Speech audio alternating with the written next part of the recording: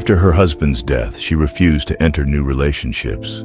This incredible love story touched millions. Steve Irwin, the fearless host of The Crocodile Hunter, tragically passed away 18 years ago after being struck by a stingray during filming. But his widow, Terry Irwin, never sought new relationships. She admitted that she hasn't been on a single date since losing her husband because she had already met her one true love. Steve was unique. How could I ever meet someone like him? Terry says.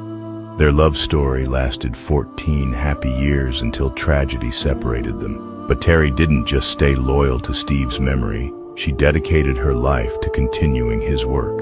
She took over the management of the Australia Zoo, which they built together, and turned it into one of the most renowned wildlife conservation centers in the world. Their son, Robert, followed in his father's footsteps.